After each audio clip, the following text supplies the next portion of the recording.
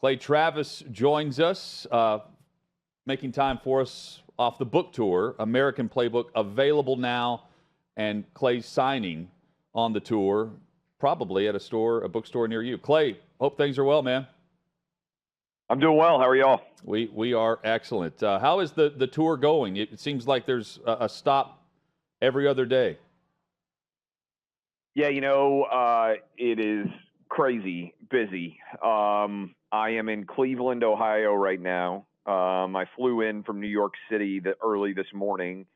I will fly tomorrow early in the morning to Atlanta. Then I get to come home for a couple of days.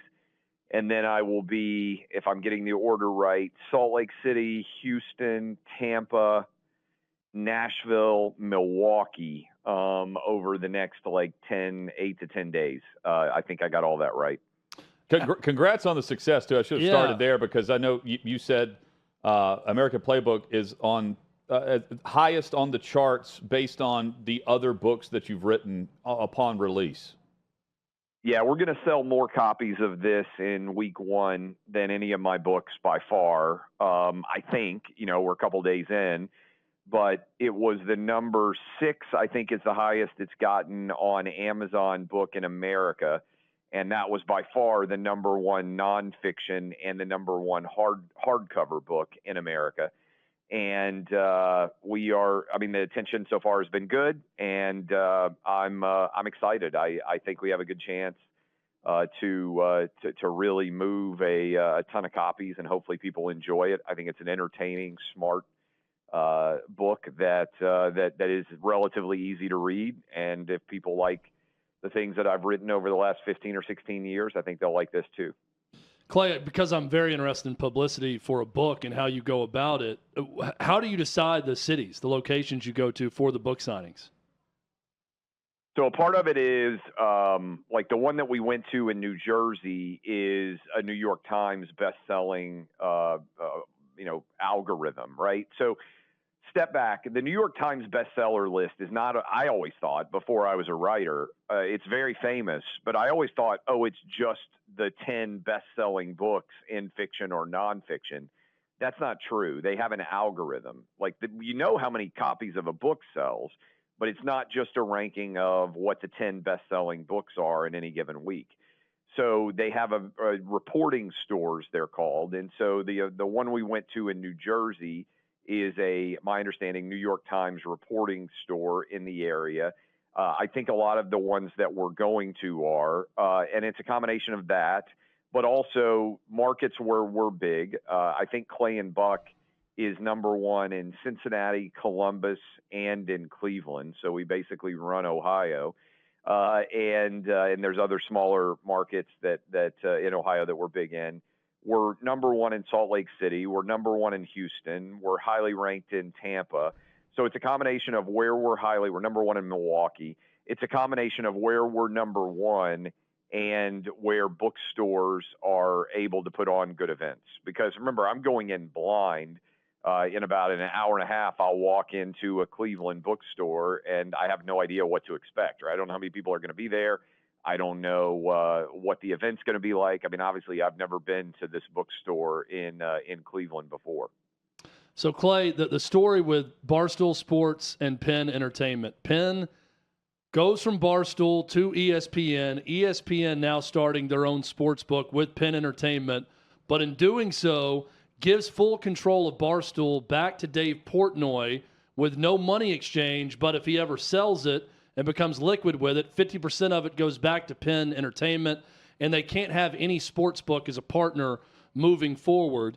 Who won this exchange in this story? What was your initial thought? It could be the ESPN part of it, Penn, or what Barstool is now with Dave Portnoy. What was your biggest takeaway when you saw this report? So my biggest takeaway is in the sports gambling space, FanDuel, DraftKings, and MGM, and then to a lesser extent, Caesars, have basically taken over 90+% of the overall sports gambling market. So that happened really fast, faster, I think, than most people anticipated. And I think Penn/Barstool had around a 3% market share.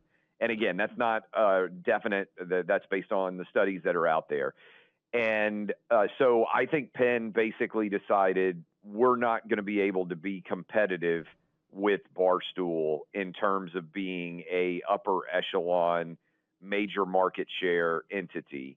And so they made the decision to effectively rebrand and decide to get in bed with ESPN. And as a part of that, they wanted to make sure that Barstool wouldn't just start a brand new sports book, or that Dave or other people who work at Barstool wouldn't just go off and start Barstool 2.0. And so they basically just bought his silence by giving him back the company. And by bought his silence, I mean bought his lack of competition in my read on all this in the sports gambling space. So I think the takeaway here is I think ESPN is going to fail. I think they're too late to the market. I think there's too much market share that has been developed. Fanatics is coming to the market too. I think there's going to be a massive amount of money now spent marketing-wise. I think DraftKings and FanDuel and MGM are going to try to protect their market share, so they're all going to have to spend a lot of money. But I think that ESPN is going to be spinning its wheels. I don't think it's going to have that. They're basically using the same brand. They're just changing the name. And if you're a big Barstool fan, I don't think you want to be betting on ESPN. And I don't think there are that many people out there who like to gamble that are up for grabs that haven't already downloaded one or two or three apps on their phone. So I think ESPN is going to fail. But I think there's going to have to be a lot more money spent because ESPN/Penn and Fanatics/PointsBet are going to go out there in the marketplace and try to take back market share from the three industry leaders. Yeah, I'm not in a hurry to add more sportsbook apps to my phone and have multiple ones. So I think that is going to be a bit of a tough sell. But the one area I thought, well, maybe this could help them and work, and I don't know what they're planning on doing, but the only reason I go to ESPN for the most part on my phone is to check scores. If I'm checking a Braves score live or whatever, I'm going to that ESPN app on my phone. Clay, if they can integrate that score app and that feature on the ESPN app with, here's where you bet right on this score on some live action during this game and play it live, could that be something that could get them in competition with some of the bigger sports books you mentioned? I don't think so. And I don't think so for this reason. I don't think there are that many people that haven't already been exposed to sports gambling. So in your scenario, if they had done this 5 years ago, then I would say, okay, this is intriguing. But I think most people who are interested in sports gambling have already started to gamble on sports. And already have those other apps on their phone. Because if you did that, if you click and go through, that's how you would get there. By the way, the other aspect of this that I don't think has been talked about very much is ESPN can still take ads from every other sports book. So it's an interesting spot to be in because the way I think about it is, okay, if you're worried about ESPN stealing market share, well, you can spend a ton of money on ESPN programming to ensure that your brand is still in front of as many people as possible when they're consuming ESPN content. It feels to me like Penn is throwing a Hail Mary here and ESPN is basically coming to the marketplace late and they're saying, if we can be a major player, we'll take that chance. But otherwise, we're going to take, I think it's a $1.5 billion ad buy, basically, licensing fee, and with $500 million in potential warrants that ESPN could cash in on. I think if they got to a 20% market share, so I don't think that's going to happen. Clay, got to get your thoughts on the Pac-12 and the collapse of the conference and the next step in determining college football playoff bids moving forward. And how soon you think we see everything change with college football from the super conference discussion that we've had for years? So I think what's going to happen. So I was at Dollywood when all this was going down with my kids, but right before they went back to school. And I think this is where I was following Arizona State and Utah and their move to the Big 12, and then Oregon and Washington and their move. I think where this is all going is they're going to have to redesign, recalibrate how they pick the 12 playoff teams. I think the 6 AQs are going to get reduced, potentially get eliminated entirely. And a part of me thinks that the Pac-12 will just be officially done. I think there's a decent chance that some of those schools, we'll see what the ACC is interested in taking them, or I think they go to the Mountain West, and the Mountain West tries to make a case that, they're the new 5th Power 5 conference, and so you could get Oregon State, Washington State, Cal, Stanford in that conference, or Cal and Stanford, maybe Oregon State, Washington State, who knows, SMU. Maybe they decide to go to the ACC, which I don't think is a great fit, but that's what options are out there for the remaining 4 Pac-12 schools. I'm interested too. If the Mountain West wants to be considered for the autonomous 5, we were talking about a 16-team playoff, and we know Sankey and of course Petiti, but at the time Kevin Warren, they want more at-large bids, not automatic qualifiers. If there's a demand for the automatic bid, could you see a scenario where they're like, okay, we'll take your champion, but we're going to move it to 16, and that will allow more Big Ten and SEC schools to get in?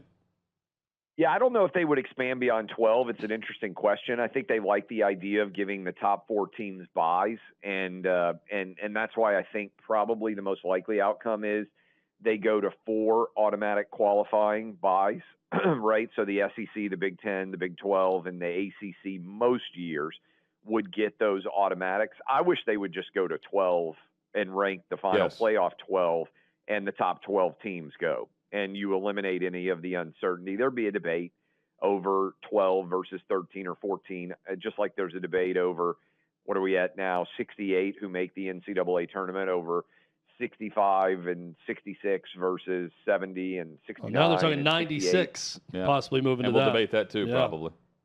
Yeah. So, but I think if they could take the top 12, that would be the best possible outcome. And I do think one aspect of this that hasn't been talked about very much is you've really got an interesting move where essentially Fox has half of college football and ESPN has half of college football, because now Fox has all the Big Ten. And I know they sub-license some of those games, but let's say Fox has all the Big Ten, and then they've got Oregon, Washington, UCLA, and USC, so the 4 biggest brands on the West Coast. And then ESPN has got the SEC, and they've got the ACC, and then the conference is split, I believe I'm correct in this, the Big 12 and the Mountain West.